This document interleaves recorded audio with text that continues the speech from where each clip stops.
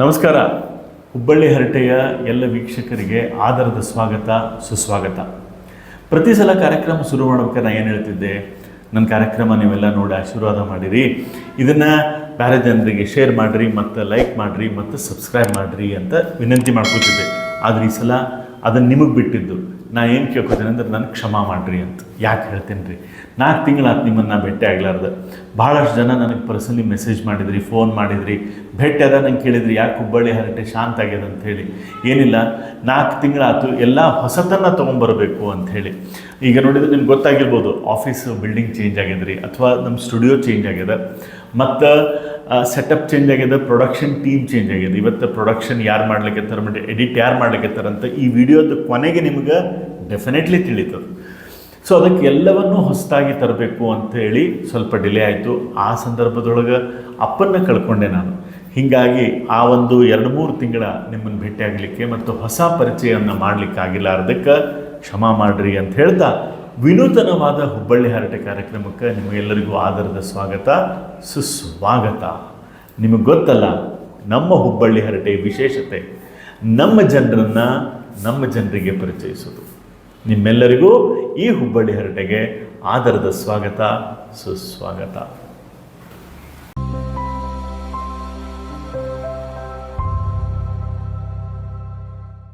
ವೀಕ್ಷಕರೇ, ಈಗ ವಿನೂತನವಾಗಿದೆ ಕಾರ್ಯಕ್ರಮ ಮತ್ತು ಹೊಸತಾಗಿರುವಂಥದ್ರ ಬಗ್ಗೆ ಹೇಳ್ತೀನಿ ಅಂತ ನಾನು ಹೇಳಿದ್ದೆ. ಆ ನಿಟ್ಟಿನೊಳಗೆ ಇವತ್ತು ನಮ್ಮ ಜೊತೆಗೆ ಯಾರಿದ್ದಾರೆ ಮತ್ತು ಯಾವ ಒಂದು ವಿಶೇಷವಾದಂಥ ವಿಚಾರ ಇಟ್ಕೊಂಡು ನಾನು ಇಲ್ಲಿ ತೊಗೊಂಬಂದೀನಿ ಕಾರ್ಯಕ್ರಮವನ್ನು ಅನ್ನೋದನ್ನು ನಿಮಗೆ ಡೆಫಿನೆಟಾಗಿ ಬಿಡಿಸಿ ಹೇಳ್ತೀನಿ. ಯಾಕಂದ್ರೆ ನನಗೆ ಗೊತ್ತದ ರೀ, ನೀವೆಲ್ಲ ಪ್ರೀತಿಯಿಂದ ಆಸಕ್ತಿಯಿಂದ ನೋಡ್ತಿರಂದಾಗ ವಿಶೇಷವಾದಂಥ ವಿಚಾರಗಳನ್ನು ನಿಮ್ಮ ಜೊತೆಗೆ ಹಂಚ್ಕೋಬೇಕು ಮತ್ತು ಕೊಡಬೇಕು ಅನ್ನೋದು ಇವತ್ತಿನ ಈ ಒಂದು ಕಾರ್ಯಕ್ರಮದ ಉದ್ದೇಶ. ನಮ್ಮ ಜೊತೆಗಿದ್ದಾರ, ನಾನು ಅವ್ರಿಗೇನು ಹೇಳಿ, ವೇದ ಶಾಸ್ತ್ರ ಪಂಡಿತರಂತ ಹೇಳಬೇಕು, ಅಥವಾ ಸಮಾಜ ಚಿಂತಕರಂತ ಹೇಳಬೇಕು, ಅಥವಾ ಇವರು ಧರ್ಮದ ರಕ್ಷಕರಂತ ಹೇಳಬೇಕು, ಏನು ಹೇಳಬೇಕು ಅನ್ನೋದನ್ನು ನೀವೇ ನಿರ್ಧಾರ ಮಾಡಿರಿ. ಅವ್ರ ಜೊತೆಗೆ ನಾವು ಮಾತಾಡಿದ ಮೇಲೆ, ವೇದಶಾಸ್ತ್ರದೊಳಗೆ ಸಾಕಷ್ಟು ಪಾಂಡಿತ್ಯವನ್ನು ಹೊಂದಿದಂಥವರು, ಎಷ್ಟೋ ಜನರಿಗೆ ಪರಿಚಯಸ್ಥರಾದಂಥ ನಮ್ಮ ಜೊತೆಗಿದ್ದಾರೆ ವೇದಶಾಸ್ತ್ರ ಪಂಡಿತ್ ಶ್ರೀಯುತರಾದಂಥ ನಿತ್ಯಾನಂದ ದೇಸಾಯಿಯವರು. ಸೊ ಹಾಗಂದ್ರೆ ನಿಮ್ಮ ಪರವಾಗಿ, ನನ್ನ ಪರವಾಗಿ, ಹುಬ್ಬಳ್ಳಿ ಹರಟೆ ಎಂಟೈರ್ ಟೀಮ್ ಪರವಾಗಿ ಅವರನ್ನು ನಾವೆಲ್ಲ ಏನು ಮಾಡೋಣಂತ ಆದರದಿಂದ ಸ್ವಾಗತ ಮಾಡೋಣಂತ. ನಮಸ್ಕಾರ ನಿತ್ಯಾನಂದ ಭಟ್ರ, ನಿಮಗೆ ಈ ಕಾರ್ಯಕ್ರಮಕ್ಕೆ ಸ್ವಾಗತ. ನಿಮ್ಮನ್ನು ನಾನು ಏನಂತ ಕರಿಬೇಕು ಅನ್ನೋದನ್ನು ಸಹ ನಮ್ಗೆ ಹೇಳಿಬಿಟ್ರಿ. ನಿತ್ಯಾನಂದ ಭಟ್ರು ಅಂತಂದ್ರೆ ಸಾಕು ಸಾಕು ಸಾಕು. ಸೊ ನಿತ್ಯಾನಂದ ಭಟ್ರ, ನಮ್ಮ ಹುಬ್ಬಳ್ಳಿ ಹರಟೆ ಕಾರ್ಯಕ್ರಮಕ್ಕೆ ನಿಮಗೆ ಸ್ವಾಗತ. ಈ ಹುಬ್ಬಳ್ಳಿ ಹರಟೆಯ ವಿಶೇಷತೆ ಏನಂದ್ರೆ ನಮ್ಮ ಜನರಿಗೆ ನಮ್ಮ ಜನರನ್ನ ಪರಿಚಯಿಸೋದು ಅಂತ. ಈ ನಮ್ಮ ಜನರನ್ನ ಪರಿಚಯಿಸೋದು ಹೆಂಗೆ ಸಾಧ್ಯ? ಅವರಲ್ಲಿರುವಂಥ ವಿಶೇಷತ್ವವನ್ನು ನಾವು ಸಮಾಜಕ್ಕೆ ಕೊಡಬೇಕು, ಮತ್ತು ಆ ವಿಶೇಷತೆ ನಿಮ್ಮಲ್ಲಿರುವಂಥ ವಿಶೇಷತೆ ಸಮಾಜಕ್ಕೆ ತಿಳಿಬೇಕು ಅಂತ ಆ ಉದ್ದೇಶ ಇಟ್ಕೊಂಡು ಹುಟ್ಟಿರೋದು ಹುಬ್ಬಳ್ಳಿ ಹರಟೆ. ಸೊ ಅದಕ್ಕೆ ನಿಮ್ದೊಂದು ಪುಟ್ಟ ಪರಿಚಯ ಮಾಡಿಕೊಡ್ರಿ. ನೀವು ಇಲ್ಲಲ್ಲೇ ನಿಮ್ಮ ಪಯಣ ಹೆಂಗಿತ್ತು ಅನ್ನೋದನ್ನು ಸ್ವಲ್ಪ ನಮಗೆ ಬಿಡಿಸಿ ಹೇಳ್ರಿ, ನನಗೆ ಮತ್ತು ನಮ್ಮ ವೀಕ್ಷಕರಿಗೆ. ಎಲ್ಲರಿಗೂ ನಮಸ್ಕಾರಗಳು. ನಾನು ನಿತ್ಯಾನಂದ್ ರಾಮಚಂದ್ರ ದೇಸಾಯಿ, ಮೂಲತಃ ಹುಬ್ಬಳ್ಳಿಯವರೇ. ನಾವು ಪ್ರಾಥಮಿಕ ಶಿಕ್ಷಣ ನಮ್ಮದು ಆಂಗ್ಲ ಭಾಷೆಯಲ್ಲಿಯೇ ಪ್ರಾರಂಭ ಆಯಿತು. ಆಮೇಲೆ SSLC ನಂತರ ಯಾವ ಶಾಲೆಗೆ ಹೋದ್ರಿ? ಸೇಂಟ್ ಮೇರೀಸ್ ಸ್ಕೂಲಿಗೆ. ಓಕೆ. ಸೇಂಟ್ ಮೇರೀಸ್ ಸ್ಕೂಲಲ್ಲಿ ಪ್ರಾಥಮಿಕ ನಮ್ಮದೆಲ್ಲ ಶಿಕ್ಷಣ ಆಯಿತು. ಆಮೇಲೆ ಮ್ಯಾಟ್ರಿಕ್ಯುಲೇಷನ್ ಆದಮೇಲೆ PUC 1 ಮತ್ತು 2, 1 and 2 ಅವೆರಡೂ ನಾವು PC ಜಾಬಿನ್ ಕಾಲೇಜಲ್ಲಿ ಸೈನ್ಸನ್ನು ತೆಗೆದುಕೊಂಡು ನಾನು ಮುಂದುವರಿಸಿದ್ರಿ. ಏತನ ಮಧ್ಯೆ ನನಗೆ ಜ್ಯೋತಿಷ್ಯ ಪಾಠವನ್ನು ಮಾಡಿದಂತಹ ತ್ರ್ಯಂಬಕ್ ಜೋಶಿ ಅನ್ನುವಂಥ ನಮ್ಮ ಗುರುಗಳು ಪರಿಚಯ ಆಯಿತು. ಅದಾದಮೇಲೆ ಸ್ವಲ್ಪ ಈ ಶಾಸ್ತ್ರಗಳ ಬಗ್ಗೆ, ನಮ್ಮ ಪ್ರಾಚೀನ ಭಾರತೀಯ ಸಂಸ್ಕೃತಿಯ ಬಗ್ಗೆ ಒಂದು ಮನಸ್ಸಿನೊಳಗೆ ಒಂದು ತಿಳ್ಕೋಬೇಕು, ಅಧ್ಯಯನ ಮಾಡಬೇಕು ಅನ್ನುವಂಥ ಒಂದು ಉತ್ಕಟ ಇಚ್ಛೆ ಮನಸ್ಸಿನಲ್ಲಿ ಕುತೂಹಲ ಉತ್ಪತ್ತಿ ಆಯಿತು. ಅವರ ಸಂಪರ್ಕ ಆಯಿತು. ಆದರೆ ಅದರ ಜೊತೆಯಲ್ಲಿ ಈ ಲೌಕಿಕ ಶಿಕ್ಷಣ ನಂದು ಪ್ರಾರಂಭವಾಗಿತ್ತು. PUC ಸೆಕೆಂಡ್ ಇಯರ್ ಆದಮೇಲೆ ನಾನು ಸಾಮಾನ್ಯವಾಗಿ ಎಲ್ಲರೂ ಆಪ್ಟ್ ಮಾಡುವ ಹಾಗೆ ಇಂಜಿನಿಯರನ್ನು ಇಂಜಿನಿಯರ್ ಆಗಬೇಕು ಅಂತ ಹೇಳಿ ಹಾಂ ನಾನು ಅದಕ್ಕೆ ಎಂಟ್ರೆನ್ಸ್ ಎಕ್ಸಾಮ್ ಎಲ್ಲ ಬರೆದು ಪಾಸಾಗಿ ಮುಂದೆ ಕೊನೆಗೆ STJIT ಕಾಲೇಜ್ ರಾಣೆಬೆನ್ನೂರು, ಹಾಂ ಅಲ್ಲಿ ನನಗೆ ಸೀಟು ಸಿಕ್ತು.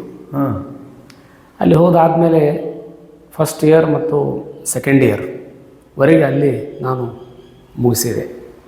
ಆದರೆ ಕೆಲವೊಂದು ಕೌಟುಂಬಿಕ ಕಾರಣಗಳಿಂದ ನನಗೆ ಅನಿವಾರ್ಯವಾಗಿ ಆ ಒಂದು ಅಧ್ಯಯನವನ್ನು, ಲೌಕಿಕ ಶಿಕ್ಷಣ ಅಲ್ಲಿಗೆ ನಿಲ್ಲಿಸಿ ಪುನಃ ಮತ್ತು ಮನೆ ಕಡೆಗೆ ಬರಬೇಕಾಯಿತು. ಹಾಗಾಗಿ ಈತನ ಮಧ್ಯೆ ನಮಗೆ ಪರಮ ಪೂಜ್ಯ ಬ್ರಹ್ಮವಿಭೂತ ಶಂಕರಾನಂದ ತೀರ್ಥ ಮಹಾಸ್ವಾಮಿಗಳು, ದಂಡಿ ಸನ್ಯಾಸಿಗಳು, ಅದ್ವೈತ ವಿದ್ಯಾಶ್ರಮ ಅಂತ ಹುಬ್ಬಳ್ಳಿಯಲ್ಲಿ ಭಾಳ ದೊಡ್ಡ ಸಾಧಕರು, ಪ್ರಿಯದರ್ಶಿನಿ ಕಾಲನಿಯಲ್ಲಿ. ಆ ಗುರುಗಳ ಒಂದು ಸಂಪರ್ಕ ಬಂದ ಮೇಲೆ ಅವರು ನಮ್ಮನ್ನು ಈ ಆಧ್ಯಾತ್ಮಿಕ ಮಾರ್ಗದಲ್ಲಿ ಮುಂದೆ ನಡೆಸಿದರು. ಅವರೊಂದು ಮಾರ್ಗದರ್ಶನ ಮೇರೆಗೆ ನಾನು ವೇದ ಮಂತ್ರಗಳನ್ನು ಅಧ್ಯಯನ ಮಾಡಲಿಕ್ಕೆ ಪ್ರಾರಂಭ ಮಾಡಿದೆ. ಓಕೆ. ಪ್ರಾಥಮಿಕವಾಗಿ ನನಗೆ ಈ ವೇದ ಮಂತ್ರಗಳನ್ನು ಹೇಳಿಕೊಟ್ಟಂಥವರು ಸಂಧ್ಯಾವಂದನೆಯಿಂದ ಪ್ರಾರಂಭ ಮಾಡಿ ವೇದಮೂರ್ತಿ ರಾಮ್ ಭಟ್ ಗುರ್ಲಸೂರ್ ಅನ್ನೋರು. ರಾಮ್ ಭಟ್ ಗುರ್ಲಸೂರ್ ಅವ್ರ ಕಡೆ ನಾನು ನಮ್ಮ ಮನೆಯಲ್ಲಿ ದುರ್ಗದ ಬೈಲಲ್ಲಿ ಇರಬೇಕಾದ್ರೆ ಆ ರಾಧಾಕೃಷ್ಣ ಗುಡಿ ಅರ್ಚಕರವರು ಪರಂಪರಾಗತವಾಗಿ ಅವರಲ್ಲಿ ನಾನು ಸುಮಾರು ಒಂದು 6-7 ವರ್ಷದವರೆಗೆ ಅವರಲ್ಲಿ ಫ್ಯಾಮಿಲಿ ಅವ್ರ ಕಡೆ ನಾನು ಅಧ್ಯಯನವನ್ನು ಪ್ರಾರಂಭ ಮಾಡಿದೆ. ಸಂಧ್ಯಾವಂದನಾದಿಗಳು ಮತ್ತು ಸೂಕ್ತಗಳು, ರುದ್ರ, ಆಮೇಲೆ ಯಾಜ್ಞಿಕ ವಿಭಾಗಗಳನ್ನೆಲ್ಲ ನಾನು ಅವ್ರ ಕಡೆ ಅಧ್ಯಯನ ಮಾಡಿದೆ. ಇದರ ಪೂರ್ವದಲ್ಲಿ ಯಾವಾಗ ಆ ಲೌಕಿಕ ಶಿಕ್ಷಣವನ್ನು ನಾನು ಅದಕ್ಕೆ ನಿಲ್ಲಿಸಿದ್ದೆ ಅಂತ ತಮಗೆ ಪೂರ್ವದಲ್ಲಿ ಹೇಳಿದ್ನಲ್ಲ, ಆ ಸಂದರ್ಭದಲ್ಲಿ ತ್ರಿಯಂಬಕ್ ಜೋಶಿ ಅನ್ನೋರ ಕಡೆ ನಾನು ಜ್ಯೋತಿಷ್ಯವನ್ನು ಅಧ್ಯಯನ ಮಾಡಲಿಕ್ಕೆ ಪ್ರಾರಂಭ ಮಾಡಿದೆ. ಅವರು ಈ ಕುಮಟಾ ರಸ್ತೆಯಲ್ಲಿ ಹೋಗುವಂಥ ಹೆಗ್ಗರಣಿ ಎನ್ನುವಂಥ ಊರಿನ ಜೋಯಿಸ್ತರು. ಹೆಗ್ಗರಣಿ ಅಂತ ನೀವು ಕೇಳಿರ್ಬೋದು. ಇಲ್ಲಿ ಪ್ರಸಿದ್ಧ ಒಂದು ಜ್ಯೋತಿಷ ಮಂಥನ ಪರಮೇಶ್ವರ ಭಟ್ರು ಅಂತ ತುಂಬ ಪ್ರಸಿದ್ಧ ಜ್ಯೋತಿಷರು ಆಗಿನ ಕಾಲದಲ್ಲಿ. ಅವರು ಮೈಸೂರು ಆಸ್ಥಾನ ವಿದ್ವಾಂಸರಾಗಿ ಇದ್ದರು. ನಮ್ಮ ಗುರುಗಳ ತಂದೆ. ಅವರು ಕಡೆ ನಾನು ಅಧ್ಯಯನ ಮಾಡಲಿಕ್ಕೆ ಪ್ರಾರಂಭ ಮಾಡಿದೆ. ಅದು ಅಧ್ಯಯನ ಆಗ್ತಾಯಿತ್ತು. ಆ ಸಂದರ್ಭದಲ್ಲಿ ರಾಮ್ ಭಟ್ರ ಒಂದು ಮಾರ್ಗದರ್ಶನದಲ್ಲಿ, ಅವ್ರ ಕೃಪಾಶೀರ್ವಾದದಿಂದ ಅವರ ಒಂದು ಮಾರ್ಗದರ್ಶನದಲ್ಲಿ ಈ ಋಗ್ವೇದದ ನಮ್ಮ ಸಂಬಂಧಪಟ್ಟಂತಹ ಎಲ್ಲ ಮಂತ್ರ ಭಾಗಗಳನ್ನು ಮತ್ತು ಅದಕ್ಕೆ ಸಂಬಂಧಪಟ್ಟಂತಹ ಕಾಲೋಚಿತ ಪ್ರಯೋಗಗಳನ್ನೆಲ್ಲ ಅವ್ರ ಕಡೆ ನಾನು ಸಾಂಗವಾಗಿ ಅಧ್ಯಯನ ಮಾಡಲಿಕ್ಕೆ ಪ್ರಾರಂಭ ಮಾಡಿದೆ. ಈತನ ಮಧ್ಯೆ ನನಗೆ ನೌಕರಿನೂ ಸಿಕ್ತು. ಯಾಕಂದ್ರೆ ಕೇವಲ ಬರೀ ನಾವು ವೈದಿಕ ವೃತ್ತಿಯನ್ನು ಮಾಡ್ತೀವಿ ಅಂತನ್ನುವಂಥದ್ರಕ್ಕಿಂತ ಇದ್ರ ಜೊತೆಯಲ್ಲಿ ಲೌಕಿಕ ಶಿಕ್ಷಣವೂ ಸ್ವಲ್ಪ ಆಗಿರೋದರಿಂದ ಒಂದು ನೌಕರಿ ಮಾಡಬೇಕು ಅಂತೆಲ್ಲ ನಮ್ಮ ಹಿರಿಯರೆಲ್ಲ ನಮಗೆ ಒತ್ತಡ ಹಾಕಿದ ಮೇಲೆ ನಾವು ಆ ಒಂದು ಇದಕ್ಕೆ ಹೋಗ್ಬೇಕಾಯ್ತು. TVS ಸುಂದರಂ ಮೋಟರ್ಸಲ್ಲಿ ಸುಮಾರು 4.5 ವರ್ಷ ನಾನು ಸರ್ವಿಸ್ ಮಾಡಿದೆ. ಸುಂದರಂ ಮೋಟರ್ಸ್ 4.5 ವರ್ಷ 2004ರಿಂದ ಸಾಮಾನ್ಯ 2008ರವರೆಗೆ ಮಾಡಿದೆ, 9ರವರೆಗೆ ಮಾಡಿದೆ. ಆಮೇಲೆ 2007ರಲ್ಲಿ ನಮ್ಮ ವಿವಾಹ ಆಯಿತು, ಗೃಹಸ್ಥಾಶ್ರಮ ಪ್ರವೇಶ ಮಾಡಿದ್ವಿ. ಆಮೇಲೆ 2008ರಲ್ಲಿ ಮಗ ಹುಟ್ಟಿದ, ಚಿರಂತಿ ವಿದ್ಯಾಶಂಕರ ಅಂತ. ಅವನು ಈಗ ಸಾಂಗವಾಗಿ ವೇದಾಧ್ಯಯನವನ್ನೇ ಧಾರವಾಡ ಸಂಸ್ಕೃತ ಪಾಠಶಾಲೆಯಲ್ಲಿ ಮಾಡ್ತಾ ಇದ್ದಾನೆ. ಈಗ ಋಗ್ವೇದ ಸಂಹಿತೆ ಸಂಪೂರ್ಣ ಅಧ್ಯಯನ ಮುಗಿದು ಈಗ ಪದಭಾಗವನ್ನು ಅಧ್ಯಯನ ಮಾಡಲಿಕ್ಕತ್ತಾನೆ. ಮತ್ತು ಅದರ ಪರೀಕ್ಷೆನೂ ಆಗಿ ಮೈಸೂರು, ಗೋಕರ್ಣ, ಮೊನ್ನೆ ಸೋಂದಾ ಮಠದಲ್ಲಿ ಅವ್ರಿಗೆಲ್ಲ ಅದಕ್ಕೆ ಸರ್ಟಿಫಿಕೇಟ್ ಎಲ್ಲ ಸಿಕ್ಕಿದೆ, ಅವನು ಮೂಲ ಅಂತ ಆಗಿದೆ ಅಂತಂದು. ಅವ ಹುಟ್ಟಿದ ಮೇಲೆ ಆಮೇಲೆ ಶಂಕರಾನಂದ ಸ್ವಾಮಿಗಳು ಪುನಃ ನನಗೆ ಆದೇಶ ಮಾಡಿದರು, ಇಲ್ಲ ಈಗ ನೀನು ಅಧ್ಯಯನನೂ ಮಾಡಲಿಕ್ಕತ್ತಿ ಮತ್ತು ಈ ಲೌಕಿಕ ಜೀವನಕ್ಕೆ ನೀನು ವಿರಾಮವನ್ನು ಕೊಟ್ಟು ಇನ್ನು ಈ ಆಧ್ಯಾತ್ಮಿಕ ಮಾರ್ಗದಲ್ಲಿ ಇರಬೇಕು. ಹೀಗಾಗಿ ಪೌರೋಹಿತ್ಯವನ್ನು, ಜ್ಯೋತಿಷ್ಯವನ್ನು ಇದನ್ನೆಲ್ಲ ನೀವು ಮಾಡ್ಕೋತಾ ಇದರಲ್ಲೇ ಹೆಚ್ಚಿನ ಅಧ್ಯಯನವನ್ನು ಮಾಡ್ಕೋತಾ ಇದರಿಂದ ಒಂದು ಸಮಾಜಕ್ಕೂ ಒಂದು ಮಾರ್ಗದರ್ಶನ ಆಗ್ತದೆ, ಒಂದು ನಿನಗೂ ಒಂದು ಎಲ್ಲ ರೀತಿಯಿಂದ ಉತ್ಕರ್ಷ ಆಗ್ತದೆ ಅಂತ ಹೇಳಿ ಗುರುಗಳು ಆಜ್ಞೆ ಮಾಡಿದ ಮೇಲೆ ಅವರ ಆದೇಶದಂತೆ ನಾನು ನನ್ನ ನೌಕರಿಗೆ ವಿರಾಮವನ್ನು ಕೊಟ್ಟು ಅಲ್ಲಿಂದ ನಿವೃತ್ತನಾಗಿ ಈ ಮಾರ್ಗಕ್ಕೆ ನಾನು ಅಪ್ಪ ಅಮ್ಮ ಪರಿಚಯ ಅಂದರೆ ತಂದೆಯವರು ನೇವಿಯಲ್ಲಿದ್ದರು, ರಾಮಚಂದ್ರ ದೇಸಾಯಿ ನೇವಿ ಒಳಗಿದ್ದರು. 10 ವರ್ಷ ಅವರು ಅಲ್ಲಿ ಸರ್ವಿಸ್ ಮಾಡಿ ಆಮೇಲೆ ಅವರು ಅದನ್ನು ಬಿಟ್ಟು ಬಂದು ಇಲ್ಲಿ ಹುಬ್ಬಳ್ಳಿ ಒಳಗೆ ತಮ್ಮದೇ ಆದಂಥ ಸ್ವಂತ ಒಂದು ಉದ್ಯೋಗವನ್ನು ಮಾಡ್ಕೊಂಡಿದ್ದರು. Building construction ಲೈನಲ್ಲಿದ್ದರು. ಅವರು ಈ ಮಾರ್ಗಕ್ಕೆ ಏನು ಬರಲಿಲ್ಲ. ಅವರು 2003ರಲ್ಲೇ ತಂದೆಯವ್ರನ್ನ ನಾನು ಕಳ್ಕೊಂಡಿದ್ದೇನೆ. ಆಮೇಲೆ ನಮ್ಮ ತಾಯಿಯವರಿದ್ದಾರೆ. ನಿಮ್ಮ ಜೊತೆಗೆ ಇರ್ತಾರೆ? ಹಾಂ, ನಮ್ಮ ತಾಯಿಯವರು ಇರ್ತಾರೆ, ಜೊತೆಯಲ್ಲಿರ್ತಾರೆ. ಆಮೇಲೆ 2 ಮಕ್ಕಳು ನನಗೆ. ಒಬ್ಬ ಅಗಳೆ ಹೇಳಿದ ಹಾಗೆ ವೇದಾಧ್ಯಯನವನ್ನು ಮಾಡ್ತಾ ಇದ್ದಾನೆ. ಇನ್ನು ಮಗಳು 8ನೇ ಕ್ಲಾಸ್ನಲ್ಲಿ ವ್ಯಾಸಂಗವನ್ನು ಮಾಡ್ತಾ ಇದ್ದಾರೆ. ಹಾಂ, ನಮ್ಮ ಅಕ್ಕ ಒಬ್ಬರು ಇದ್ದಾರೆ, ಅವರು ಮದುವೆ ಆಗಿ ಇಲ್ಲೇ ಹುಬ್ಬಳ್ಳಿಯಲ್ಲಿದ್ದಾರೆ. ಅಲ್ಲ, ಇದು ಒಂದು ಸ್ವಲ್ಪ ಅಪರೂಪ ಮತ್ತು ವಿಶೇಷ. ಏನಂದ್ರೆ ನಿಮ್ಮ ಬ್ಯಾಕ್ಗ್ರೌಂಡ್ ನೋಡಿದರೆ ಡಿಫೆನ್ಸ್ ಬ್ಯಾಕ್ಗ್ರೌಂಡ್. ಈ ಡಿಫೆನ್ಸ್ ಬ್ಯಾಕ್ಗ್ರೌಂಡು ಇಂಡಿಯನ್ ನೇವಿ ಒಳಗೆ ಕೆಲಸ ಮಾಡಿದವ್ರು ಹೆಂಗಿರ್ತಾರಂದ್ರೆ ಅವ್ರದ್ದು ಬದುಕಿನ ಶೈಲಿ, ವಿಚಾರಧಾರೆಗಳು ಮತ್ತು ಗುರಿ ಗೋಪುರಗಳು ಬೇರೆ ಬೇರೆಯೇ ಇರ್ತಾವೆ. ಡಿಫೆನ್ಸ್ಗೆ ಹೋಗಬೇಕು, ಇಂಜಿನಿಯರಿಂಗ್ ಮಾಡಬೇಕು, ಟೆಕ್ನಾಲಜಿ ಕಲಿಬೇಕು, ಆಮೇಲೆ ನಾನು ಕಂಟಿನ್ಯೂ ಮಾಡಬೇಕು ಆ ಡಿಫೆನ್ಸ್ ಪರಂಪರೆ ಅಂಥೇಳಿ ಇರ್ತದೆ. ನಿಮ್ಮನ್ನು ನೋಡಿದ್ರೆ ಅಜಗಜಾಂತರ ಶಿಫ್ಟು. ಈ ಶಿಫ್ಟಿಗೆ ಏನು ಮೂಲ ಕಾರಣ? ಅಂಥದ್ದು ಏನು ಸನ್ನಿವೇಶ ನಿಮ್ಮ ಜೀವನದೊಳಗೆ ನಡೀತು? ನಿಮಗೆ PUC ಸೈನ್ಸ್ ಮಾಡ್ಲಿಕ್ಕತ್ತಾಗ ನಿಮ್ಮ ತಲೆಯೊಳಗೆ ಡೆಫಿನೆಟ್ಲಿ ಏನಾದರೂ ಒಂದು ವಿಚಾರ ಬಂದಿರುತ್ತೆ. ಇಂಜಿನಿಯರ್ ಅಂತ ಹೇಳಿಬಿಟ್ರಿ ನೀವು. ಇಂಜಿನಿಯರಿಂಗ್ ಒಳಗೆ ಮೆಕ್ಯಾನಿಕಲ್ಲು ಅಥವಾ ಮೆಕ್ಯಾನಿಕಲ್ ಇಂಜಿನಿಯರ್ ಆದಾಗ ಡೆಫಿನೆಟ್ಲಿ ನಿಮ್ಮ ತಂದೆಯವ್ರು ಹೇಳಿರ್ತಾರೆ ನಿಮ್ಗೆ, ನಾಳೆ ನೀವೊಂದು ಎಂಟ್ರೆನ್ಸ್ ಬರೀ, ನಾಳೆ ನೀನು ಲೆಫ್ಟಿನೆಂಟ್ ಕರ್ನಲ್ ಆಗು ಅಥವಾ ಲೆಫ್ಟಿನೆಂಟ್ ಸ್ಟಾರ್ಟಿಂಗ್ ಅದರಿಂದ ಶುರುವಾಗ್ತದೆ, ಸಬ್ ಲೆಫ್ಟಿನೆಂಟ್ ಅಂತೇನೋ ಇರ್ತದೆ. ಸೊ ಅಂಥದ್ದು ನಿಮಗೆ ಹಿಂಗೆ ತಿರುವು ಬರ್ಲಿಕ್ಕೆ ಕಾರಣ ಏನು? ಅಂದರೆ ಮೊದಲಿನಿಂದ ಮನೆಯೊಳಗೆ ನಮ್ಮ ದೊಡ್ಡಪ್ಪ ಅವರೊಂದು ಈ ಸಂಸ್ಕಾರದೊಳಗಿದ್ದರು. ಹೀಗಾಗಿ ಅವರು ಒಂದು ಮಾರ್ಗದರ್ಶನದಲ್ಲಿ ಸ್ವಲ್ಪ ಈ ಸಂಸ್ಕಾರಗಳು ಇದ್ದವು ನಮ್ಮೊಳಗೆ ಮೊದಲಿನಿಂದ. ಆಮೇಲೆ ವಿಶೇಷವಾಗಿ ಹೇಳಿದ್ನಲ್ಲ, ನಮ್ಮ ತ್ರ್ಯಂಬಕ್ ಜೋಶಿ ಗುರುಗಳು ಅಥವಾ ರಾಮ್ ಭಟ್ರಾತು ಅಥವಾ ನಮ್ಮ ಪೂಜ್ಯ ಶಂಕರಾನಂದ ತೀರ್ಥ ಮಹಾಸ್ವಾಮಿಗಳು, ಅವರು ಒಂದು ಸಂಪರ್ಕದಿಂದ ಸೂಕ್ತವಾಗಿರುವಂತಹ ಆ ಒಂದು ಏನೊಂದು ಶಾಸ್ತ್ರದ ಬಗ್ಗೆ ಅಥವಾ ಒಂದು ವೇದದ ಬಗ್ಗೆ ಒಂದು ಏನು ಮನಸ್ಸಿನೊಳಗೊಂದು ಆಕರ್ಷಣೆ ಇರ್ತದೋ ಅಥವಾ ಅದರ ಬಗ್ಗೆ ಒಂದು ಶ್ರದ್ಧೆ ಅದಿನ್ನೂ ಜಾಗೃತ. ಹಾಗೆ ಅವರ ಕೃಪೆಯಿಂದನೇ ನಾನು ಹೆಚ್ಚಿನ ಮನಸ್ಸಿನೊಳಗೆ ಇದನ್ನು ತೊಗೊಂಡು ನಾನು ಈ ಮಾರ್ಗಕ್ಕೆ ಬರಬೇಕಾಗ್ತದೆ. ಓಕೆ, ಅದೇ ಒಂದು ಇದು. ನಾನು ನೌಕರಿ ಮಾಡಬೇಕಾದ್ರೂ ಪ್ರತಿನಿತ್ಯ ಸಾಯಂಕಾಲ ಬಂದ ಮೇಲೆ ಅಲ್ಲಿ ರಾಮಭಟ್ರ ಕಡೆ ಹೋಗಿ ಒಂದು ತಾಸು 1.5 ತಾಸು ಅಧ್ಯಯನ ಮಾಡ್ಕೊಳ್ತಾ ಬರ್ತಿದ್ದೆ. ಆದರೆ ಅವಾಗೂ ಸತ್ಯಕ್ಕೆ ಈ ಮಂತ್ರಭಾಗವನ್ನು ಕಲಿಯೋದು, ಇದ್ರ ಮಾಡೋದು ಮತ್ತು ಪ್ರತಿಯೊಂದು ಶನಿವಾರ ಆದಿತ್ಯವಾರ ಅವಕಾಶ ಸಿಕ್ಕಾಗ ನಾನು ಅವ್ರ ಜೊತೆಯಲ್ಲಿ ಈ ಅನುಷ್ಠಾನಾದಿಗಳಲ್ಲಿ ನಾನು ಪಾಲ್ಗೊಳ್ತಿದ್ದೆ. ಅಂದರೆ ಆ ಒಂದು ಪರಂಪರೆ ಆ ವಿಚಾರಗಳು ನನ್ನ ಮೇಲೆ ಪ್ರಭಾವ ಆಗ್ತಾ ಇದ್ವು. ಮತ್ತು ಈ ಒಂದು ಲೌಕಿಕ ಜೀವನದೊಳಗಿದ್ದಾಗ ಸಹಿತವಾಗಿ ನಾನು ಈ ಮಾರ್ಗಕ್ಕೆ ಬರಬೇಕು ಅನ್ನುವಂಥ ಉತ್ಕಟವಾದ ಇಚ್ಛೆ ಮನಸ್ಸಿನೊಳಗೆ ಸೂಕ್ತವಾಗಿತ್ತು. ಅದಕ್ಕೆ ಸರಿಯಾದ ಒಂದು ಕಾಲ ಅವಕಾಶ ಬೇಕಲ್ಲ ಯಾವುದಕ್ಕಾದರೂ. ಆ ರೀತಿಯಾಗಿ ಆ ಗುರುಗಳ ಒಂದು ಪ್ರೇರಣೆಯಿಂದ ನಾನು ಈ ಮಾರ್ಗಕ್ಕೆ ಬರಬೇಕಾಗ್ತದೆ. ಓಕೆ,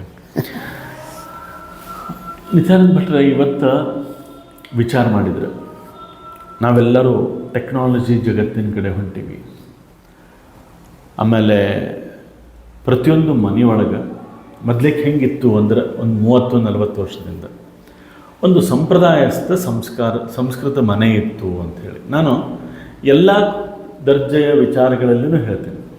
ಒಂದು ಮನೆಗೆ ಇಲ್ಲ, ಆ ಮನೆಯೊಳಗೆ ಶರಣರು ಇರ್ತಾರೆ, ಆ ಮನೆಯೊಳಗೆ ಭಟ್ರು ಇರ್ತಾರೆ, ಆ ಮನೆಯೊಳಗೆ ಇಂಥವ್ರು ಇರ್ತಾರೆ ಅಂಥೇಳಿ ಆ ಮನೆಗೆ ಹೇಳ್ತಿದ್ರು. ಅಂದರೆ ಆ ಮನೆಯೇ ಸುಸಂಸ್ಕೃತವಾಗಿರುವಂಥ ಮನೆ ಅಥವಾ ಒಂದು ಸಂಸ್ಕೃತಿಯನ್ನು ಅನುಸರಿಸುವಂಥ ಮನೆ ಅಂತಾಗಿತ್ತು.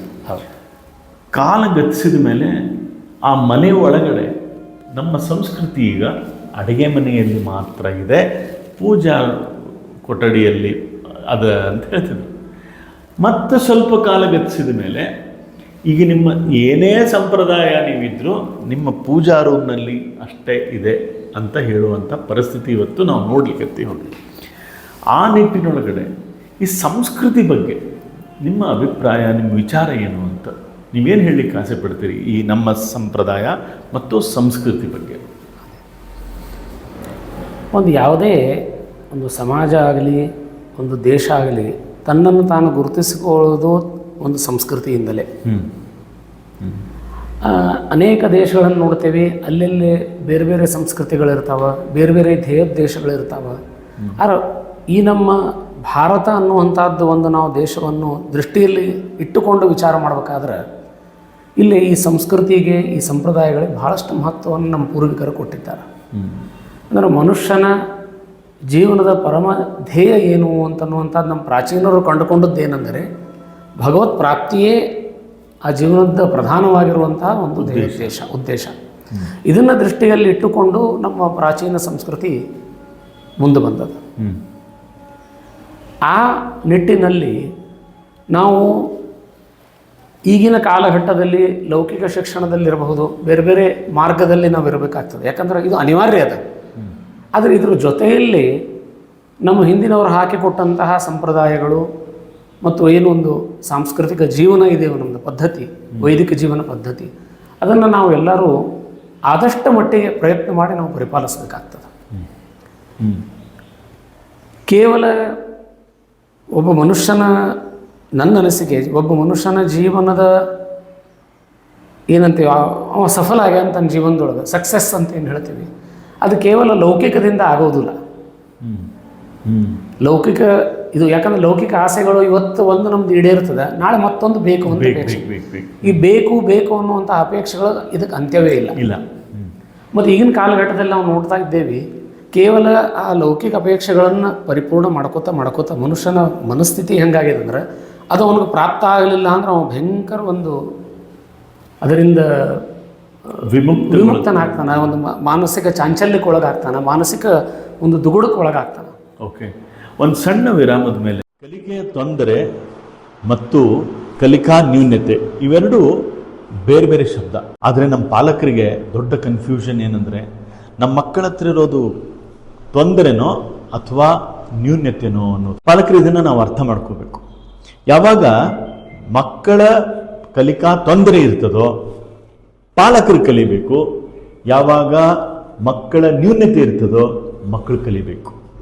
ಸೊ ಹಂಗಿದ್ರೆ ಇದೇ ಶನಿವಾರ ಸಾಯಂಕಾಲ 5 ಗಂಟೆಗೆ ನಡೆಯುವ ನನ್ನ ವೆಬಿನಾರ್ನಲ್ಲಿ ಮಕ್ಕಳ ಕಲಿಕಾ ತೊಂದರೆ ಮತ್ತು ಕಲಿಕಾ ನ್ಯೂನ್ಯತೆಗಳನ್ನು ಯಾವ ರೀತಿ ಗುರುತಿಸಬೇಕು ಹಾಗೂ ಅವರಿಗೆ ನೀವು ಯಾವ ರೀತಿ ಮಾರ್ಗದರ್ಶನ ಮಾಡೋದ್ರಿಂದ ನಿಮ್ಮ ಮಕ್ಕಳ ಭವಿಷ್ಯವನ್ನು ನೀವು ಸಮೃದ್ಧಿಗೊಳಿಸ್ಬೋದು ಅನ್ನೋದನ್ನು ನಾನು ಹೇಳ್ಕೊಡ್ತೀನಿ.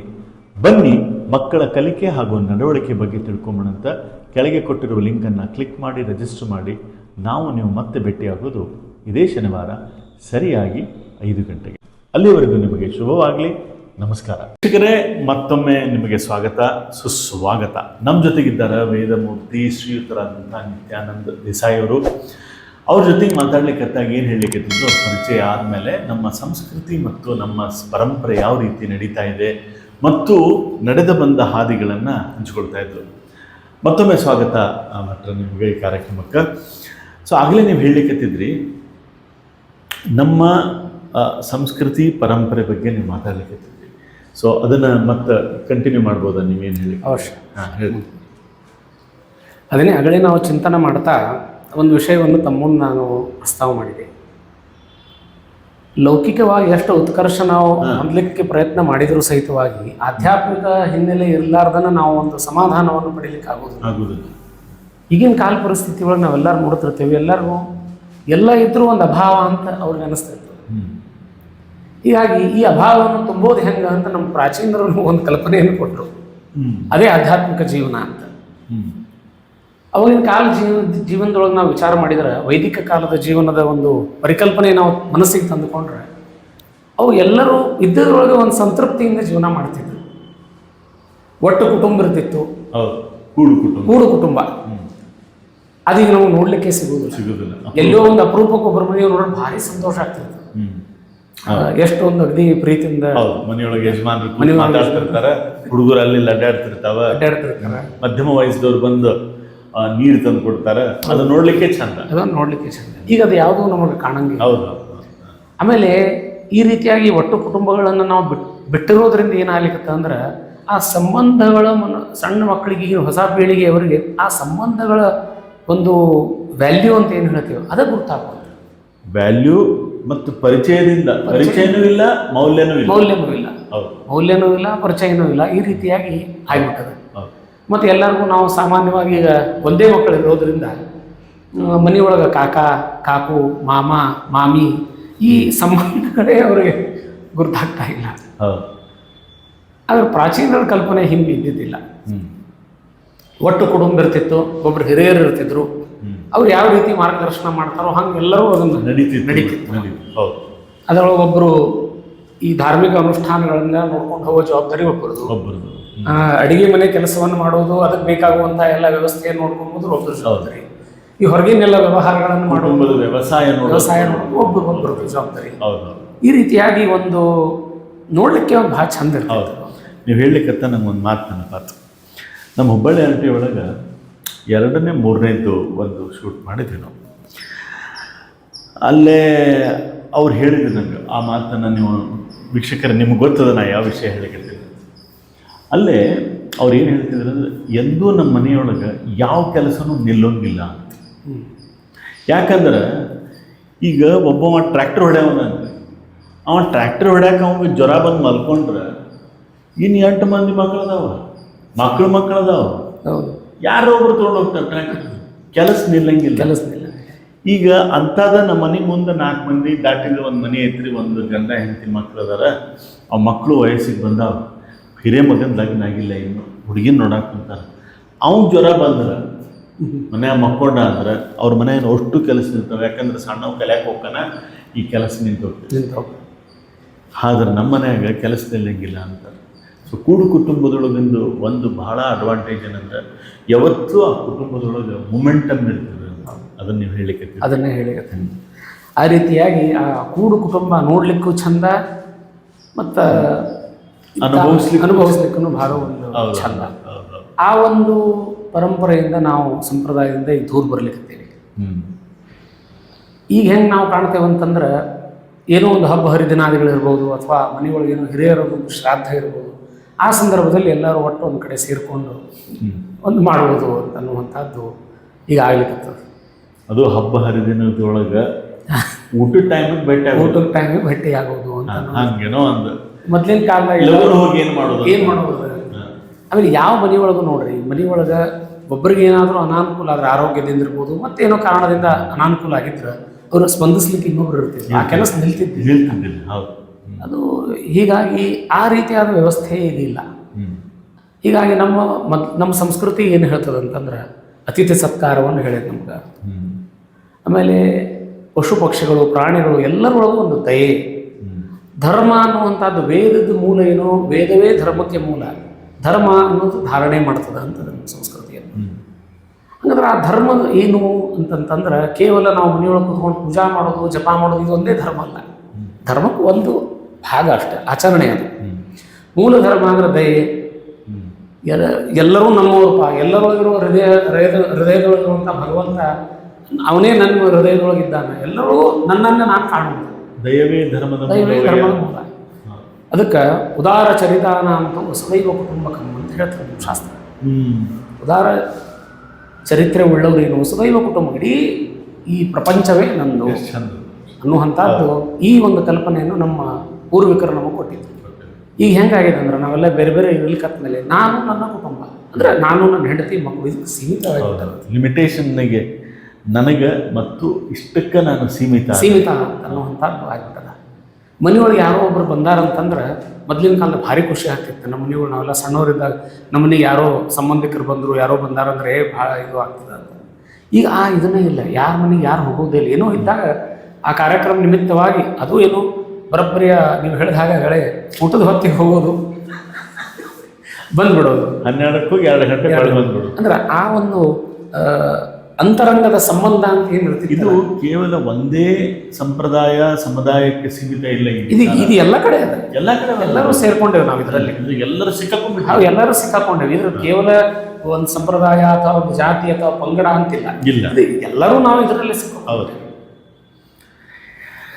ಅದಕ್ಕೆ ನನಗೆ ಈಗ ನಿಮ್ಮ ಜೊತೆಗೆ ಒಂದು ವಿಷಯ ಮಾತಾಡೋದಂದ್ರೆ, ನಮ್ಮ ಸಂಸ್ಕೃತಿ ಅಂದ್ರೆ ಸಂಸ್ಕೃತಿ ಅಂತೇನದಲ್ಲ, ಇದು ಏನಿದು ಸಂಸ್ಕಾರ ಅನ್ನುವಂಥದ್ದರಿಂದ ಸಂಸ್ಕೃತಿ ಅನ್ನೋದು ಹೊರಹೊಮ್ಮುತ್ತದೆ. ಅಂದರೆ ನಮಗೆ ಸಮಾಜಕ್ಕೆ ಅಂದರೆ ಸಮಾಜದಲ್ಲಿರುವಂತಹ ಜನರಿಗೆ, ಒಂದು ದೇಶದಲ್ಲಿರುವಂತಹ ಯಾವತ್ತು ಜನರಿಗೆ ಏನು ಒಂದು ಸಂಸ್ಕಾರಗಳು ಪೂರ್ವದಿಂದ ಬಂದಿರ್ತಾವೋ ಅದನ್ನು ಆಚರಣೆ ಮಾಡ್ಕೋತವ್ರು ಹೋದಾಗ ಅದು ಒಂದು ದೇಶದ ಅಥವಾ ಒಂದು ಪ್ರಾಂತ್ಯದ ಅಥವಾ ಒಂದು ಜಾತಿಯ ಒಂದು ಪಂಗಡದ ಒಂದು ಸಂಸ್ಕೃತಿ ಅನ್ನುವಂಥದ್ದಾಗಿರುತ್ತೆ. ಇದನ್ನು ಇನ್ನೂ ಒಂದು ಸ್ವಲ್ಪ ವಿಸ್ತಾರವಾಗಿ ನಾವು ವಿವೇಚನೆಯನ್ನು ಮಾಡಿದಾಗ ಅಂದ್ರೆ ನಂಗೆ ಅನ್ನಿಸ್ತದೆ ಇದು ಕೇವಲ ವಿಚಾರ ಅಲ್ಲ, ಸಂಸ್ಕೃತಿ ಅನ್ನೋದು ಕೇವಲ ಒಂದು ವಿಚಾರ ಅಲ್ಲ, ಇದು ಬೇರೆ ಏನೂ ಅಲ್ಲ, ಅದು ಆಚರಣೆ.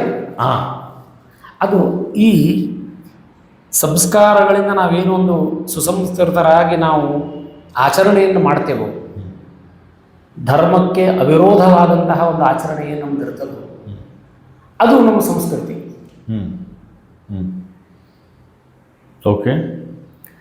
ಹೀಗಾಗಿ ಅವಿರೋಧವಾಗಿ ಅಂದರೆ ಧರ್ಮ ಕಾಮ ಅನ್ನುವಂಥದ್ದು ಎರಡು ಕಡೆ ಬಂದದ್ದು ನಮ್ಮ ಶಾಸ್ತ್ರದಲ್ಲಿ. ಧರ್ಮ, ಅರ್ಥ, ಕಾಮ, ಮೋಕ್ಷ ಅನ್ನುವಂಥ 4 ಪುರುಷಾರ್ಥಗಳ ಸಾಧನೆ ಮನುಷ್ಯನಿಗೆ ಶಾಸ್ತ್ರ ಹೇಳ್ತದೆ. ಹೌದು. ಅಲ್ಲಿ ಕಾಮ ಬಂದದ್ದು. ಇನ್ನೊಂದು ಅರಿಷಡ್ವರ್ಗಗಳಲ್ಲಿಯೂ ಕಾಮ ಅನ್ನುವಂಥ ಶಬ್ದ ಇಟ್ಟಿದ್ದಾರೆ. ಕಾಮ, ಕ್ರೋಧ ಇತ್ಯಾದಿ ಹೇಳ್ತೇವೆ. ಕಾಮ, ಕ್ರೋಧ, ಮದ, ಮತ್ಸರ. ಅಲ್ಲಿ ಆ ಅರಿಷಡ್ವರ್ಗಗಳನ್ನು ನಾವು ಗೆಲ್ಲಬೇಕು ಅಂತ ಇರ್ತದೆ. ಹೌದು. ಒಂದು ಅದು ಇಲ್ಲಿ ಧರ್ಮ, ಅರ್ಥ, ಕಾಮ, ಮೋಕ್ಷ, ಇದು ಕಾಮ ಸಾಧನೆ ಮಾಡಬೇಕು. ಸಾಧನೆ ಈ ಎರಡೂ ಶಬ್ದ ಒಂದೇ ಇರೋದ್ರಿಂದ ಇದರೊಳಗೆ ವ್ಯತ್ಯಾಸ ಏನು ಅಂತ ವಿಚಾರ ಮಾಡಿದಾಗ ಧರ್ಮ, ಅರ್ಥ, ಕಾಮ, ಮೋಕ್ಷ ಅನ್ನುವಲ್ಲಿ ಬರುವಂತಹ ಕಾಮ ಅನ್ನುವಂಥದ್ದು ಅದು ಧರ್ಮಕ್ಕೆ ಅವಿರೋಧವಾಗಿ ಇರುವಂತಹ ಮನುಷ್ಯನ ಕಾಮನೆಗಳು. ಧರ್ಮದ ಚೌಕಟ್ಟಿನಲ್ಲಿ, ನಮ್ಮ ಸಂಸ್ಕೃತಿಯ ಚೌಕಟ್ಟಿನಲ್ಲಿ ಇರುವಂತಹ ಆ ಕಾಮನೆಗಳನ್ನು ಧರ್ಮಕ್ಕೆ ಅವಿರೋಧವಾಗಿ ನಾವೇನು ಪೂರ್ಣ ಮಾಡ್ಕೋತೇವೋ ಅದು ಕಾಮ, ಪುರುಷಾರ್ಥ ಸಾಧನೆ. ಆದರೆ ಇಲ್ಲಿ ಧರ್ಮಕ್ಕೆ ವಿರೋಧವಾಗಿ ಏನಿರ್ತದೋ ಮತ್ಸರ ಇತ್ಯಾದಿ ಏನವನೋ ಅದರೊಳಗೆ ಸೇರುವಂತಹದ್ದು ಆ ಕಾಮನು ವಿರೋಧವಾಗ್ತದೆ.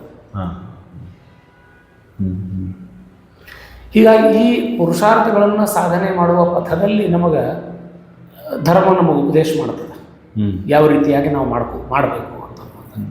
ಅದರಲ್ಲಿ ಈ ದಿನಚರ್ಯೆಯು ಸೇರ್ಕೊಂಡಿರ್ತದೆ. ಪ್ರತಿನಿತ್ಯ ಯಾವ ರೀತಿಯಾಗಿ ಮಾಡಬೇಕು.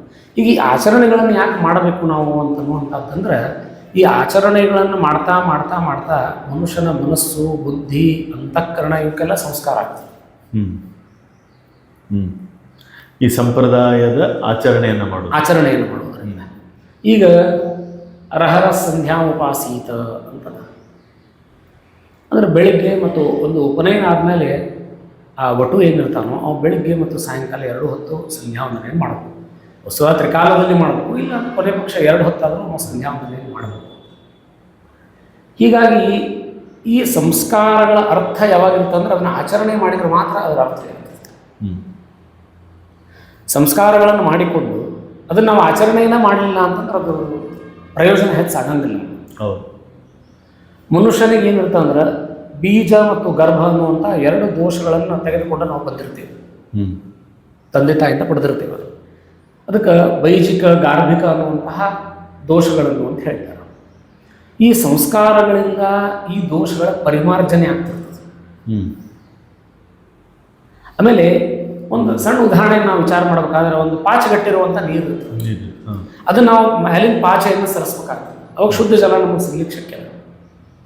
ಈಗ ಪ್ರತಿಯೊಬ್ಬ ವ್ಯಕ್ತಿಯಲ್ಲಿಯೂ ಶುದ್ಧ ಜಲ, ಶಿಲ ಕಲ್ಲಿನ ಮೇಲೆ ಇದ್ರೆ ಪಾಚಿ ಅದನ್ನು ತೆಗಿಬೇಕಾಗ್ತದೆ. ಅವಾಗ ಅದು ಶಿಲ ಶುದ್ಧ. ಹಾಗಾಗಿ ಈ ಮ್ಯಾಲಿನ ಏನು ಪಾಚೆ ಅಂತ ಅದನ್ನು ಇದು ಬೈಜಿಕ, ಗಾರ್ಭಿಕ ಅನ್ನುವಂಥದ್ದು ಆ ವಾಸನೆಗಳಿಂದ ಮನುಷ್ಯನಿಗೆ ಬಂದಿರ್ತದೆ. ಅವುಗಳ ಅಪಮಾರ್ಜನೆಯನ್ನು ಮಾಡಲಿಕ್ಕೆ ಈ ಆಚರಣೆಗಳೆಲ್ಲ ಬೇಕಾಗ್ತದೆ. ಜಪ, ತಪ, ಅನುಷ್ಠಾನ ಇತ್ಯಾದಿ ಏನು ಹೇಳ್ಯಾರೋ ನಮ್ಮ ಹಿಂದಿನವರು, ಇವೆಲ್ಲ ಎದಕ್ಕೆ ಪೂರಕ ಅಂದರೆ ಆ ಸಂಸ್ಕಾರ ನಮ್ಮಲ್ಲಿ ಸ್ಥಿರವಾಗಿ ಉಳಿಬೇಕು, ಇರುವಂತಹ ದೋಷಗಳ ಅಪಮಾರ್ಜನೆ ಆಗಬೇಕು ಅಂತ. ಈ ರೀತಿಯಾಗಿ ಪ್ರತಿಯೊಬ್ಬ ವ್ಯಕ್ತಿಯು ತನಗೆ ಆ ಒಂದು ದೇಶ ಕಾಲ ಇರಬಹುದು, ಅಂದರೆ ಒಂದು ದೇಶ ಕಾಲಕ್ಕೆ ಒಂದು ಸೀಮಿತವಾಗಿರುವಂಥ ಧರ್ಮ ಇರ್ತದೆ.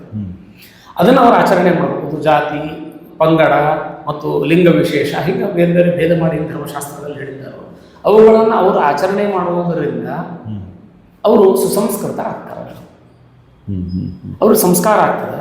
ಆ ಸಂಸ್ಕಾರಗಳಿಂದ ಅವರಿಗೆ ಒಂದು ಪ್ರಜ್ಞೆ ಇರ್ತದೆ. ಏನಂತಂದ್ರೆ ಈ ಧರ್ಮಕ್ಕೆ ವಿರೋಧವಾದಂತಹ ಯಾವ ಕಾರ್ಯಗಳನ್ನು ನಾವು ಮಾಡಬಾರ್ದು. ಮತ್ತು ಈ ಸಂಸ್ಕಾರದ ಒಂದು ಸಾರ ಏನು ಇದಾಗಲ್ಲ. ಹೌದು. ಈಗ ನೀವು ಹೇಳಲಿಕ್ಕಿರೋ ವಿಚಾರಗಳೇನವ ನಮ್ಮ ಪರಂಪರೆಯಿಂದ ಬಂದಂಥ ಸಾಹಿತ್ಯ, ವಿಚಾರ, ಸಂಸ್ಕೃತಿ ಇದು ಹೌದು. ಇದನ್ನು ಈಗಿನ ಜನರೇಷನ್ಗೆ, ಈಗಿನ ಜನಾಂಗಕ್ಕೆ ನಾವು ಹಿಂಗೆ ಹೇಳಲಿಕ್ಕೆ ಹೋದ್ರೆ ಅವ್ರ ಹತ್ರ ಕೂತ್ಕೊಂಡು ಕೇಳುವಷ್ಟು ಕ್ಷಮತೆ ಇಲ್ಲ. ಇದನ್ನು ನಾವು ಮಧ್ಯಮ ವಯಸ್ಸಿನ ಜನರಂತೇನಿದ್ದಾರೆ, ಯಾರು ಇದನ್ನು ಅನುಕರಣೆ ಮಾಡೋದ್ರಿಂದ ಅಥವಾ ಈ ವಿಚಾರಗಳನ್ನು ಮನೆಯೊಳಗೆ ಪ್ರತಿಪಾದಿಸೋದ್ರಿಂದ ಮುಂದಿನ ಜನರೇಷನ್ನಿಗೆ, ಪೀಳಿಗೆಗೆ ಇದನ್ನು ನಾವು ಪರಂಪರೆಯಾಗಿ ಕೊಡ್ಬೋದು. ಅದಕ್ಕೆ ನಾವೇನು ಇವತ್ತು ಮಾಡಬೇಕು ಅಂತೀರಿ? ಅಥವಾ ಇದನ್ನು ನಾವು ಕೊಡ್ಲಿಕ್ಕೆ ಸಾಧ್ಯದನೋ ಇಲ್ಲ ಮುಂದಿನ ಪರಂಪರೆಗೆ? ಈಗ ಆಚರಣೆಯು ನಿರಂತರವಾಗಿ ಆಗ್ತಾ ಇದ್ರೆ ಮಾತ್ರ ಅದು ಮುಂದಿನ ಪೀಳಿಗೆಗೆ ಅರ್ಥ ಆಗ್ತದೆ. ಅದು ಹೋಗ್ತದೆ.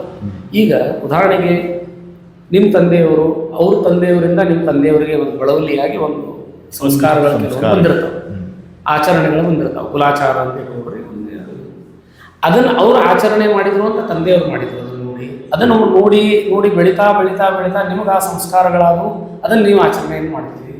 ನೀವು ಆಚರಣೆಯನ್ನು ಮಾಡ್ತಾ ನೋಡಿ ಬೆಳೆದಂತಹ ನಿಮ್ಮ ಮುಂದಿನ ಪೀಳಿಗೆ ಅದನ್ನು ಆಚರಣೆ ಮಾಡ್ತಾರೆ. ಇದು ಆಚರಣೆ ಇಲ್ಲದೇ ಇದನ್ನು ಉಳಿಸ್ಲಿಕ್ಕೆ ಆಗೋದಿಲ್ಲ. ಓಕೆ. ಸೊ ಥಿಯರಿ ಒಂದು ವರ್ಕ್ ಆಗಿಲ್ಲ, ಥಿಯರಿ ಹೋಗಲ್ಲ, ಪ್ರಾಕ್ಟಿಕಲ್ಲೇ ಬೇಕು. ಅಪ್ಲಿಕೇಶನ್ ಆಗಬೇಕಿದೆ, ಅಪ್ಲಿಕೇಶನ್ ಆಫ್ ನಾಲೆಜ್ ಆಗಬೇಕು. ಓಕೆ, ಸ್ವಲ್ಪ ಸರಿ ಮಾಡಿಕೊಡ್ರಿ ಅದನ್ನು, ಮೈಕ್ ಅಂದ್ರೆ ನಾನು ಕರೆಕ್ಟ್ ಬರ್ತದೆ. ಸೊ ಇದು ಅಪ್ಲಿಕೇಶನ್ ಆಗಬೇಕು ಅಪ್ಲಿಕೇಶನ್ ನಿಮ್ಮ ಅನಿಸಿಕೆ. ಹೌದು. ಸೊ ಈಗ ನೋಡ್ರಿ, ಹಂಗಂತಂದ್ರೆ ಸ್ವಲ್ಪ ಹಿಂದೆ ಹೋದ್ರೆ ನಾವೀಗ ಇನ್ಕ್ಲೂಡ್ ಅಥವಾ ಕೂಡು ಕುಟುಂಬ ಅಂತ ಹೇಳಲಿಕ್ಕತ್ತೀವಿ. ಸ್ವಲ್ಪ ಒಂದು 100-200 ವರ್ಷದಿಂದ ಕೂಡು ಸಮಾಜ ಇತ್ತು. ನಾವೆಲ್ಲ ಕೂಡಿ ಇದ್ದ ಕುಟುಂಬ ನಮ್ಮದು. ವಸುದೈವ ಕುಟುಂಬ ಅನ್ನುವಂಥ ಸಂಸ್ಕೃತಿ ಏನೋ ಸಿದ್ಧಾಂತ ಈಗ ಕೆಲವು ವರ್ಷದಿಂದ ಬಂದದ್ದಲ್ಲ, ಅದು ಯಾವಾಗೋ ಹುಟ್ಟಿ ಬಂದದ್ದು, ಜನ ರೂಢಿಯೊಳಗೆ ತಂದಿದ್ದು ಸನಾತನ ಅಂತ. ಆದರೆ ಇವತ್ತು ಅದು ಅಪರೂಪ, ಮತ್ತೊಂದು ಹೊಸ ರೂಪರೇಷೆ ತಗೊಳ್ಳಿಕ್ಕೆ, ಹೌದಾ? ಆದರೆ 200, 300, 400, 500 ವರ್ಷದಿಂದ ಕುಟುಂಬ ಅಷ್ಟೇ ಅಲ್ಲದೇ ಸಮಾಜ ಕೂಡಿ ಬಂದಿತ್ತು. ಇದು ಯಾಕೆ ಬದಲಾವಣೆ ದಿಕ್ಕಿಗೆ ಹೋಯಿತು, ಅಥವಾ ಆವಾಗ ಬದಲಾವಣೆ ದಿಕ್ಕನ್ನು ಆಮೇಲೆ ವಿಚಾರ ಮಾಡಿದ್ರೆ ಆವಾಗ ಆ ಸಮಯದೊಳಗೆ ಹೆಂಗಿತ್ತು ಒಂದು ಸಮಾಜ ಅಂತ ನಿಮ್ಮ ಪರಿಕಲ್ಪನೆ ಏನು? ಅವಾಗ ಹೇಗಿತ್ತು ಅಂತಂದರೆ, ನೀವು ಹೇಳಿದಾಗ ವಸುದೈವ ಕುಟುಂಬಕಂ ಅಂತನ್ನುವಂಥದ್ದು, ಪ್ರತಿಯೊಬ್ಬರು ತಮ್ಮ ತಮ್ಮ ಮನೆಯಲ್ಲಿ ತಮ್ಮ ಸಂಪ್ರದಾಯವನ್ನು, ತಮ್ಮ ಆಚರಣೆಗಳನ್ನು, ತಮ್ಮ ಸಂಸ್ಕಾರಗಳನ್ನೆಲ್ಲ ಇಟ್ಕೊಂಡು ಸಮಾಜದಲ್ಲಿ ಎಲ್ಲರೂ ಸೇರಿಕೊಂಡು ನಡುವಂತಹ ಒಂದು ಪ್ರಕ್ರಿಯೆ ಇತ್ತು. ಈ ಉದಾಹರಣೆಗೆ ಹೇಳ್ಬೇಕಂದ್ರೆ, ಈ ಶ್ರೌತ ಮತ್ತು ಸ್ಮಾರ್ತ ಅನ್ನುವಂಥದ್ದು 2 ಕರ್ಮಗಳು. ಸ್ವಲ್ಪ ವಿಷಯಾಂತರ ಮಾಡ್ತೀನಿ, ಆದರೆ ಇದಕ್ಕೆ ಇಲ್ಲಿ ಬೇಕಾಗ್ತದೆ ನಾನು ಹೇಳ್ಬೇಕಾಗ್ತದೆ. ಆ ಶ್ರೌತ ಅನುಷ್ಠಾನಗಳಲ್ಲಿ ದೊಡ್ಡ ದೊಡ್ಡ ಯಾಗಗಳೇನು ನಡೀತಿದ್ವು, ಆ ಸಂದರ್ಭದಲ್ಲಿ ಸಾಂಗ್ರಹಣ್ಯೇಷ್ಟಿ ಅನ್ನುವಂಥ ಒಂದು ಯಜ್ಞವನ್ನು ಪೂರ್ವದಲ್ಲಿ ಮಾಡ್ತಾರೆ. ಸಾಂಗ್ರಹಣ್ಯೇಷ್ಟ್ಯಾ ಯಜತೆ ಇಮಾಂಜನ ತಾಗುಂ ಸಂಗ್ರಹಣ ಅನೀತಿ, ಇದು ವೇದ ಉಪದೇಶ ಮಾಡ್ತಾರೆ. ಅಂದ್ರೆ ಏನಾದರೂ ಒಂದು ಕಾರ್ಯ ಮಾಡ್ಬೇಕಂತಂದ್ರೆ ನಾವು ಜನರನ್ನು ಸಂಘಟಿಸಬೇಕಾಗ್ತದೆ. ಹೌದು. ಯಾಕಂದ್ರೆ ಒಬ್ಬರೇ ಯಾವ ಕಾರ್ಯವನ್ನು ಮಾಡ್ಲಿಕ್ಕೆ ಆಗೋದಿಲ್ಲ. ಅದರೊಳಗೆ ಬೇರೆ ಬೇರೆದವ್ರದ್ದು ಪಾತ್ರ ಇದ್ದೇ ಇರ್ತದೆ. ಮತ್ತು ಅವರೆಲ್ಲ ಸೇರಿಕೊಂಡು ಆ ಒಂದು ಧ್ಯೇಯೋದ್ದೇಶವನ್ನು ನಾವು ಪಡಿಬೇಕಾಗ್ತದೆ. ಇದು ಮೂಲ ನಮ್ಮ ಪ್ರಾಚೀನರು ಕೊಟ್ಟಂಥ ಒಂದು ಕಲ್ಪನೆ. ಅದರಾಗ ಈ ಒಂದು ಯಜ್ಞವನ್ನು ಮಾಡಬೇಕಂದ್ರೆ ಅದಕ್ಕೆ ಪುರೋಹಿತರು ಬೇಕು, ಅದಕ್ಕೆ ಸೋಮಲತೆ ಅನ್ನುವಂಥದ್ದು ಬೇಕಾಗ್ತದೆ. ಆಮೇಲೆ ಯಜ್ಞಕ್ಕೆ ಬೇಕಾಗುವಂತಹ ಪರಿಕರಗಳು ಬೇಕು. ಅಂದರೆ ಇವತ್ತಿನ ಭಾಷೆದೊಳಗೆ ಇನ್ಫ್ರಾಸ್ಟ್ರಕ್ಚರ್ ಅಂತ ಹೇಳ್ಬೋದು. ಅದಕ್ಕೆ ಅದನ್ನು ಮಾಡಲಿಕ್ಕೆ ಯಾರೋ ಒಂದು ಪಂಗಡದವ್ರು ಮಾಡ್ತಿದ್ದಿಲ್ಲ. ಡೆಫಿನೆಟ್ಲಿ ಎಲ್ಲರೂ ಅದಕ್ಕೆ ಸೇರ್ಕೋತಿದ್ರು, ಕೈ ಜೋಡಿಸ್ತಿದ್ರು. ಎಲ್ಲ ಸಮಾಜದಲ್ಲಿ ಕಾರ್ಯಗಳನ್ನು ಮಾಡ್ತಾ ಇದ್ರು. ಕುಂಬಾರರು ಇರಬಹುದು, ಅಥವಾ ಬಡಿಗೆ ಕೆಲಸ ಮಾಡೋರು ಇರಬಹುದು, ಗೌಂಡಿ ಕೆಲಸ ಮಾಡೋರು ಇರಬಹುದು. ಎಲ್ಲರೂ ಅವರು ಸೇರ್ಕೋತಾರೆ, ಇವತ್ತಿಗೂ ಸೇರ್ಕೋತಾರೆ. ಸೇರ್ಕೊಳ್ಳೋದಿಲ್ಲ ಅನ್ಲಿಕ್ಕೆ ಬರೋಲ್ಲ. ಅವ್ರ ಸಹಾಯ ಇಲ್ಲ ಏನೂ ಆಗೋದಿಲ್ಲ. ಹೀಗಾಗಿ ಈ ರೀತಿಯಾದ ಒಂದು ಸಮಾಜ ನಡೀತಿತ್ತು. ಈಗ ಒಂದು ದೇವಸ್ಥಾನದ ಕಲ್ಪನೆ ಹೆಂಗದ ನಮ್ಮ ಪೂರ್ವಿಕರು ಕೊಟ್ಟದ್ದು. ದೇವಸ್ಥಾನದ ಕೇವಲ ಅದರ ಬರೀ ಅರ್ಚನೆ ಆಗ್ತದೆ ಒಂದೇ ಅಂತಲ್ಲ, ಆದ್ರೆ ಅದಕ್ಕೆ ಪೂರಕವಾಗಿರುವಂಥದ್ದು ಏನೆಲ್ಲ ಕಾರ್ಯಗಳಾಗ್ತಾ ಇರ್ತಾವೋ, ಒಂದು ಮಾಲಿಯವರು ಬೇಕಾಗ್ತದೆ, ಹೂವಿನ ನಮಗೆ ವಿಳೆದೆಲೆ ಮಾರೋರು ಬೇಕಾಗ್ತದೆ, ಹಣ್ಣು ಮಾರೋರು ಬೇಕಾಗ್ತದೆ, ಸ್ವಚ್ಛ ಮಾಡೋರು ಬೇಕಾಗ್ತದೆ, ಅಡುಗೆ ಮಾಡೋರು ಬೇಕಾಗ್ತದೆ, ಅರ್ಚಕರು ಬೇಕಾಗ್ತದೆ.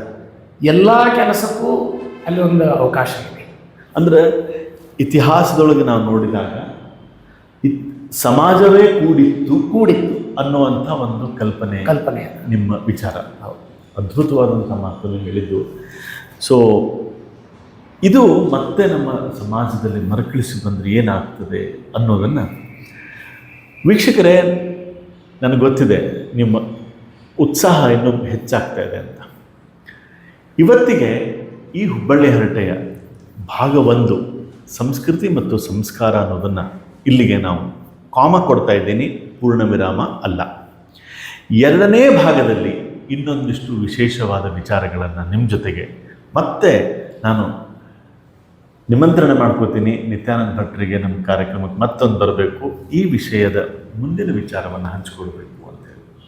ಸೊ ಇದಾಗಿತ್ತು ಇವತ್ತಿನ ಹುಬ್ಬಳ್ಳಿ ಹರಟೆ. ನಮಸ್ಕಾರ. ನಮಸ್ಕಾರ ವೀಕ್ಷಕರೇ, ಇದಾಗಿತ್ತು ಇವತ್ತಿನ ಹುಬ್ಬಳ್ಳಿ ಹರಟೆ. ನೋಡ್ರಿ, ನಾವು ಇವತ್ತು ಈ ಇನ್ಕ್ಲೂಸಿವ್ನೆಸ್ ಬಗ್ಗೆ ಮಾತಾಡ್ಲಿಕ್ಕತ್ತೀವಿ. ನಮ್ಮ ಪರಂಪರೆಯೊಳಗಡೆ ಕುಟುಂಬ ಅನ್ನುವಂಥದ್ದು ಒಂದು ಸಂಪ್ರದಾಯ, ಒಂದು ಸಮಾಜದಲ್ಲಿ ಒಂದು ಗೌರವ ಅನ್ನೋದಾಗಿತ್ತು. ಇವತ್ತಿನ ದಿವಸದೊಳಗೆ ನಾವಿಬ್ಬರು ನಮಗೊಬ್ಬರು ಇತ್ತಿತ್ತಲಾಗ ಒಂದು ಹೊಸದಾಗಿ ಬಂದದ, ನಾವಿಬ್ಬರು ನಮಗೊಂದು ನಾಯಿ ಅಂತ. ಇಂಥ ಸಂಪ್ರದಾಯ ಗತಿಸಿ ಹೋಗ್ತಾ ಇರೋದು ಒಂದು ಕಡೆ ಆದರೆ, ಶ್ರೀಮಂತ ಸಂಸ್ಕೃತಿ ಶ್ರೀಮಂತ ಸಂಪ್ರದಾಯ ನಮ್ಮದು. ಸೊ ಎಷ್ಟೋ ವರ್ಷದ ಹಿಂದೆ ನಮ್ಮ ಈ ದೇಶದಲ್ಲಿ, ಈ ಭಾರತ ದೇಶದಲ್ಲಿ, ಸನಾತನ ಭಾರತ ದೇಶದಲ್ಲಿ, ಸುಸಂಸ್ಕೃತ ಭಾರತ ದೇಶದಲ್ಲಿ ಎಂಥ ಸಂಪ್ರದಾಯ ಇತ್ತು ಅಂದರೆ, ಆ ಸಂಪ್ರದಾಯ ಸಮಾಜ ಕುಟುಂಬ ಆಗಿತ್ತು, ಸಮಾಜವೇ ಕೂಡಿತ್ತು, ಪ್ರತಿಯೊಬ್ಬರು ಕೂಡಿ ಬೆಳೆಸಿದ್ರು ನಮ್ಮ ದೇಶವನ್ನು. ಸೊ ಅಂಥ ಒಂದು ಸಂಪ್ರದಾಯ ನಮ್ಮ ದೇಶದ್ದು. ಸೊ ಅದು ನಮ್ಮ ಗೌರವ, ಅದು ನಮ್ಮ ಐಡೆಂಟಿಟಿ, ನಮ್ಮ ಗುರುತು ಅದು. ಸೊ ಅಂಥ ಒಂದು ವಿಚಾರವನ್ನು ನಾವು ಇವತ್ತು ಶ್ರೀಯುತರಾದಂಥ ನಿತ್ಯಾನಂದ ದೇಸಾಯಿ ಅವ್ರ ಜೊತೆಗೆ ನಾವು ಮಾತಾಡ್ಲಿಕ್ಕತ್ತೀವಿ. ಅವ್ರ ಜೊತೆಗೆ ಮಾತಾಡ್ತಾ ಮುಂದೆ ಬರುವಂಥ ಎಪಿಸೋಡ್ನಲ್ಲಿ ನಮ್ಮ ಸಂಸ್ಕೃತಿ, ನಮ್ಮ ಶಾಸ್ತ್ರಗಳು, ವೇದಗಳು, ಇವುಗಳನ್ನು ನಾವೊಂದಿಷ್ಟು ಚರ್ಚೆ ಮಾಡೋಣಂತ. ಬರ್ರಿ, ನನಗೆ ಗೊತ್ತದ ನಿಮಗೆ ಹುಬ್ಬಳ್ಳಿ ಹರಟೆ ಅಂದರೆ ಭಾಳ ಸೇರ್ತದೆ. ಸೊ ಈ ಸೇರೋದು ಏನಿದೆ ಅಲ್ಲ, ನಿಮ್ಮೊಳಗೆ ಸೇರುವಂಥ ಭಾವನೆ, ಅದೇ ನೀವು ಕೊಡುವಂಥ ನನಗೆ ಆಶೀರ್ವಾದ ಅಂತ ತಿಳ್ಕೊತೀನಿ. ನಿಮ್ಮ ಆಶೀರ್ವಾದ ಇದೇ ರೀತಿ ಸತತವಾಗಿರಲಿ ಅಂತ ಹೇಳ್ತಾ ಇವತ್ತಿನ ಸೀಸನ್ 3 ಹುಬ್ಬಳ್ಳಿ ಹರಟೆಯ ಈ ಒಂದು ಕಾರ್ಯಕ್ರಮವನ್ನು ಇಲ್ಲಿ ಮುಕ್ತಾಯಗೊಳಿಸ್ತೀನಿ. ಮತ್ತೆ ನಿಮ್ಮ ಭೇಟಿ ಮುಂದಿನ ಎಪಿಸೋಡ್ನಲ್ಲಿ. ಅಲ್ಲಿವರೆಗೂ ನಿಮಗೆ ಶುಭವಾಗಲಿ. ನಮಸ್ಕಾರ.